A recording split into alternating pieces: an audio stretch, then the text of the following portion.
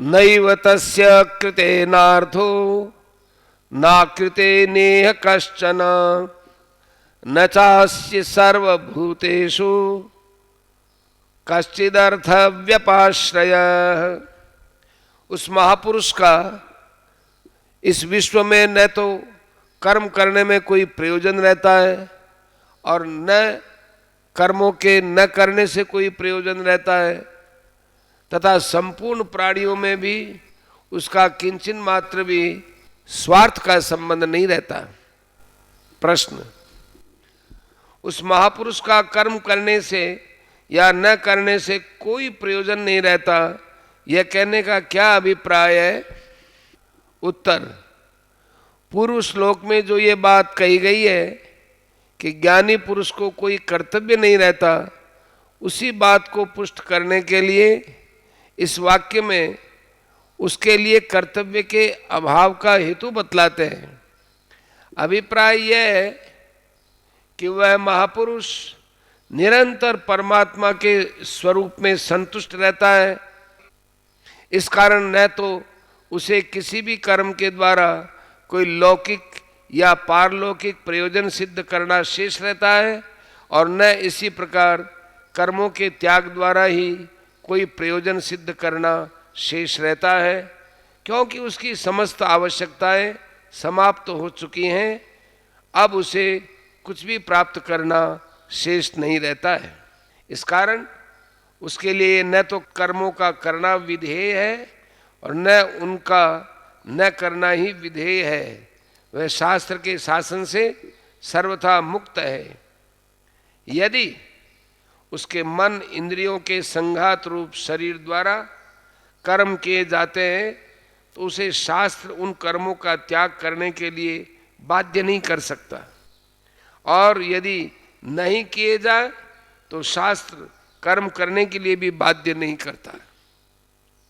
अतएव ज्ञानी के लिए यह मानने की कोई आवश्यकता नहीं है कि ज्ञान होने के बाद भी जीवन मुक्ति का सुख भोगने के लिए ज्ञानी को कर्मों के त्याग या अनुष्ठान करने की आवश्यकता है, क्योंकि ज्ञान होने के अनंतर मन और इंद्रियों के आराम रूप तुच्छ सुख से उसका कोई संबंध नहीं रहता।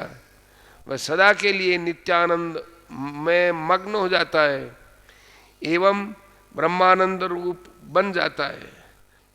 अतः जो किसी सुख विशेष की प्राप्ति के लिए अपना ग्रहण या त्याग रूप कर्तव्य शेष मानता है, वह वास्तव में ज्ञानी नहीं है, किंतु किसी स्थिति विशेष को ही ज्ञान की प्राप्ति समझकर अपने को ज्ञानी मानने वाला है। अतएव वो ज्ञानी नहीं हुआ। 17वें श्लोक में बतलाए हुए लक्षणों से युक्त ज्ञानी में ऐसी मान्यता के लिए स्थान नहीं होते। इस बात को सिद्ध करने के लिए भगवान ने उत्तर गीता में भी कहा है, ज्ञानामृतेन तृप्तस्य कृतकृत्यस्य योगिनः न चास्ति किंचित कर्तव्यम अस्ति चेन्न स तत्ववित्। अर्थात जो योगी ज्ञान रूप अमृत से तृप्त है और कृतकृत्य हो गया है, उसके लिए कुछ भी कर्तव्य नहीं है। यदि कुछ कर्तव्य है तो वह तत्व की ज्ञानी नहीं है। प्रश्न, संपूर्ण प्राणियों में भी उसका किंचन मात्र भी स्वार्थ संबंध नहीं रहता, इस कथन का क्या भाव है? उत्तर, इससे भगवान ने ये भाव दिखलाया है कि ज्ञानी का जैसे कर्म करने और न करने में कोई प्रयोजन नहीं रहता, वैसे ही उसका स्थावर जंगम किसी प्राणी से भी किंचन मात्र भी कोई प्रयोजन नहीं रहता। अभिप्राय यह है कि जिसका देहाभिमान सर्वथा नष्ट हो गया है एवं जो परमात्मा की प्राप्ति के लिए साधन कर रहा है, ऐसा साधक यद्यपि अपने सुख के लिए कुछ भी नहीं चाहता, तो भी शरीर निर्वाह के लिए किसी न किसी रूप में उसका अन्य प्राणियों से कुछ न कुछ स्वार्थ संबंध रहता है। अतएव उसके लिए शास्त्र के अनुसार कर्मों का ग्रहण त्याग करना कर्तव्य है, किंतु सच्चिदानंद परमात्मा को प्राप्त ज्ञानी का शरीर में अभिमान न रहने के कारण उसे जीवन की भी परवाह नहीं रहती। ऐसी स्थिति में उसके शरीर का निर्वाह प्रारब्धानुसार अपने आप होता रहता है। अतः उसका किसी भी प्राणी से किसी प्रकार के स्वार्थ का संबंध नहीं रहता और इसीलिए उसका कोई भी कर्तव्य शेष नहीं रहता, वह सर्वथा कृतकृत्य हो जाता है। प्रश्न, ऐसी स्थिति में उसके द्वारा कर्म क्यों किए जाते हैं? उत्तर, कर्म किए नहीं जाते, प्रारब्धानुसार लोक दृष्टि से उसके द्वारा लोक संग्रह के लिए कर्म होते हैं। वास्तव में उसका उन कर्मों से कुछ भी संबंध नहीं रहता, इसलिए उन कर्मों को कर्म ही नहीं माना गया है।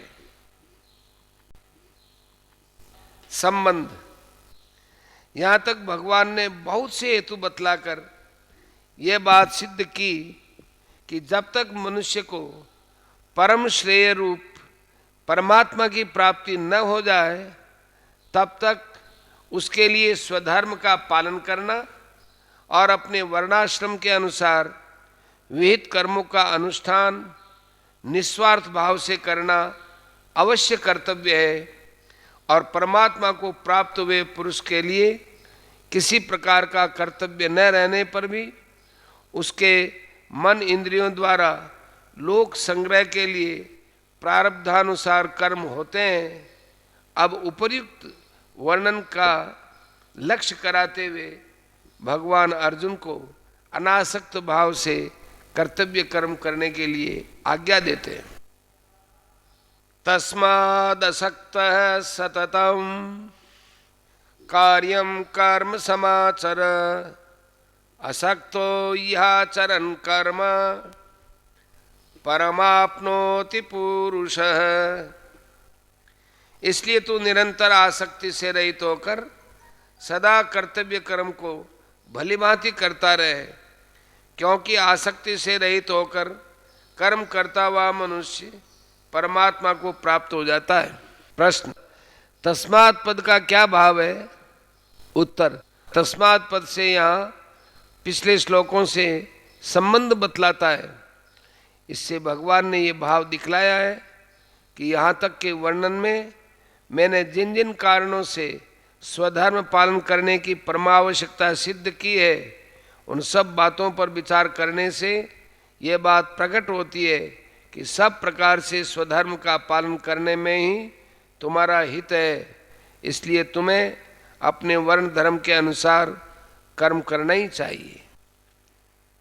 प्रश्न, असक्त पद का क्या भाव है?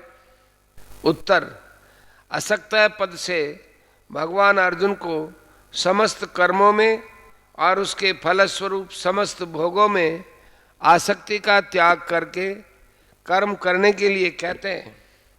आसक्ति का त्याग कहने से कामना का त्याग उसके अंतर्गत ही आ जा गया, क्योंकि आसक्ति से ही कामना उत्पन्न होती है। इसलिए यहाँ फलेच्छा का त्याग अलग नहीं बतलाया गया। प्रश्न, सततम पद का क्या भाव है? उत्तर, भगवान पहले ये बात कह आए हैं कि कोई भी मनुष्य क्षण मात्र भी बिना कर्म किए नहीं रह सकता। इससे सिद्ध होता है कि मनुष्य निरंतर कुछ न कुछ करता ही रहता है। इसलिए यहाँ सततम पद का प्रयोग करके भगवान ने ये भाव दिखलाया है कि तुम सदा सर्वदा जितने भी कर्म करो उन समस्त कर्मों में और उनके फल में आसक्ति रहित होकर उनको करो। किसी समय कोई भी कर्म आसक्ति पूर्वक मत करो। प्रश्न, कर्म पद के साथ कार्यम विशेषण देने का क्या भाव है? उत्तर, इससे भगवान ने ये भाव दिखलाया है कि तुम्हारे लिए वर्ण, आश्रम, स्वभाव और परिस्थिति के अनुसार जो कर्म कर्तव्य है वे ही कर्म तुम्हें करने चाहिए। परधर्म के कर्म, निषिद्ध कर्म और व्यर्थ या काम्य कर्म नहीं करने चाहिए। प्रश्न, समाचर्य क्रिया का क्या भाव है? उत्तर, आचर्य इस क्रिया के साथ सम उपसर्ग का प्रयोग करके भगवान ने ये भाव दिखलाया है कि उन कर्मों को तुम सावधानी के साथ विधि पूर्वक यथा योग्य आचरण करो। ऐसा न करके असावधानी रखने से उन कर्मों में त्रुटि रह सकती है और उसके कारण तुम्हें परम श्रेय की प्राप्ति में विलंब हो सकता है। प्रश्न, आसक्ति से रहित होकर कर्म करने वाला पुरुष परमात्मा को प्राप्त हो जाता है, इस कथन का क्या भाव है? उत्तर, इस कथन से भगवान ने उपर्युक्त कर्मयोग का फल बताया है। अभिप्राय यह है कि उपर्युक्त प्रकार से आसक्ति का त्याग करके कर्तव्य कर्मों का आचरण करने वाला मनुष्य कर्म बंधन से मुक्त होकर परम पुरुष परमात्मा को प्राप्त हो जाता है। इस कर्मयोग का इतना महत्व है, इसलिए तुम्हें समस्त कर्म उपर्युक्त प्रकार से ही करने चाहिए।